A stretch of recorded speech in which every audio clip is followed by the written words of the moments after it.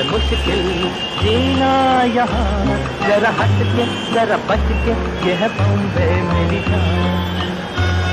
Good morning to you once again, Sapna आपके साथ। This is morning misal and you are tuning to 104.8 Ishq FM. इस वक्त मुंबई की चर्चा जो सबसे ज्यादा चल रही है वो ये है कि मुंबई की जो आबो हवा है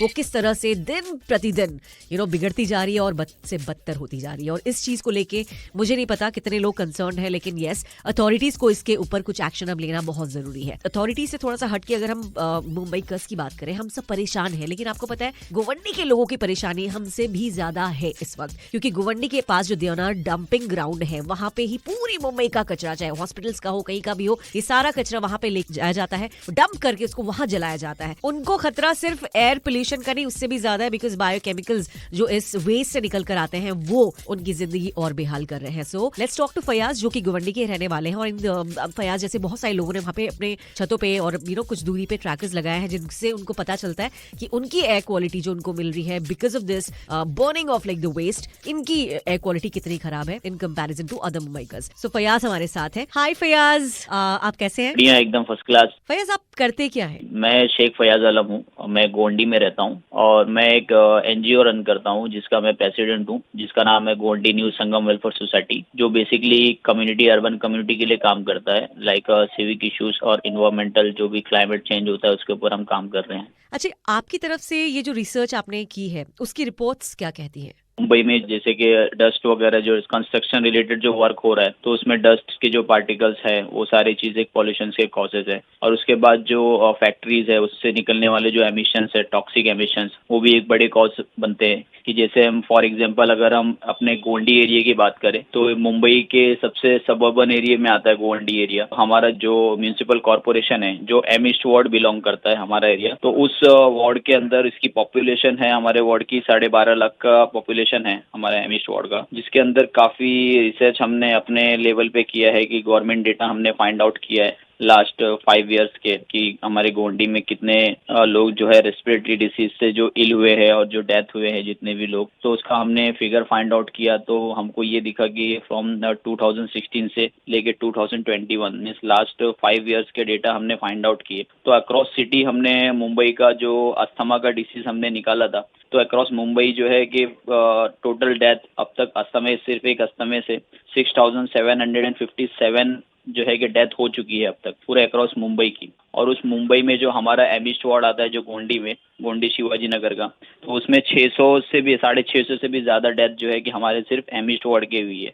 मीन्स लास्ट 5 इयर्स जो है कि 10% से भी ज्यादा डेथ सिर्फ एक अस्थमे की डिसीज से हुई।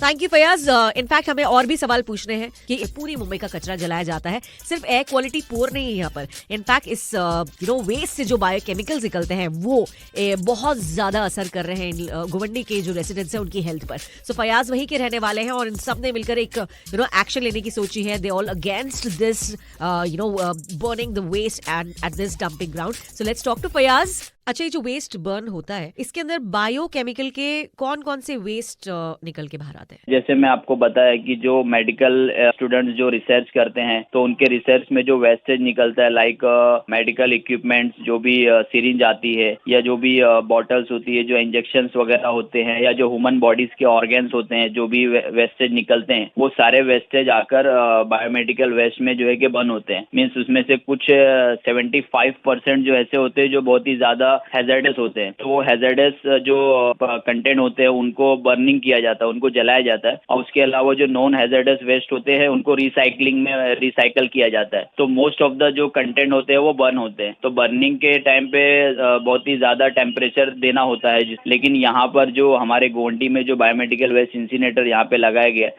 सिंस 1997 का जो रूल बनाया था, उस रूल में ये एक स्पेसिफिक गाइडलाइन दी हुई थी कि एक टेम्परेचर की जो लिमिट्स रहेगी वो means more than 1000 degree Celsius होना चाहिए, लेकिन यहाँ पे जो टेम्परेचर का जो बर्निंग है वो मतलब बिलो 1000 डिग्री है। और उसके अलावा जो डाइऑक्सिन ऑफ फ्यूरेंस जो यहाँ से निकल रहे वो बहुत ही ज्यादा ह्यूमन बॉडी को जो है कि नुकसान करते हैं, तो वो भी सबसे ज्यादा मात्रा में इस पॉल्यूशन से आ रहा है। एयर पोल्यूशन का सोल्यूशन क्या होगा फयाज? मैं अगर एयर पॉल्यूशन कम करने की बात करूं तो अगर मैं ये कहता हूं कि एक तरफ जैसे अभी बीएमसी बजट्स आया था, बीएमसी बजट्स में अभी बहुत सारे इनपुट्स मांगे गए थे लोगों के, तो उसमें हमने भी एक इनपुट्स दिया था कि अगर ये बायोमेडिकल वेस्ट इंसिनेटर की एग्जांपल मैं लूं कि बायोमेडिकल वेस्ट इंसिनेटर सिर्फ पूरे इंटायर मुंबई का लोड सिर्फ गोवंडी में आ रहा है, कि इस लोड को कम अगर करना है तो इस लोड को हमको सबसे पहले तो डिवाइड करना पड़ेगा। तो डिवाइड करने का प्रोसेस क्या है कि जितने भी हेल्थ केयर फैसिलिटी है जो वेस्ट को जो प्रोड्यूस कर रहे हैं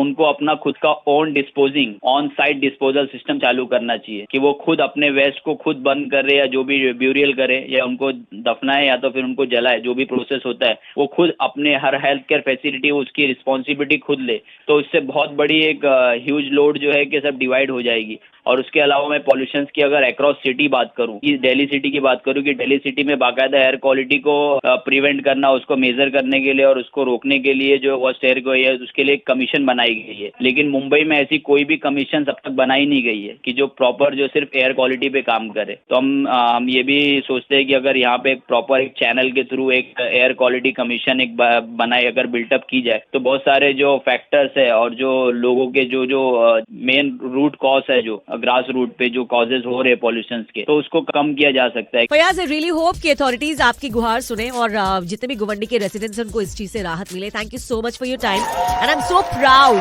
दैट आप सब इस वक्त साथ में खड़े हैं। और ये सिर्फ मैं नहीं चाहती कि गुवंडी के लोग साथ में खड़े हैं, मैं चाहती पूरी की पूरी Mumbai let's show the spirit together, right? And specifically for this place Govandi because this is a part of us. So let's do it together right here on 104.8 Ishq FM. मेरा नाम है सपना भट्ट, आप सुन रहे हो morning whistle. Good morning Mumbai.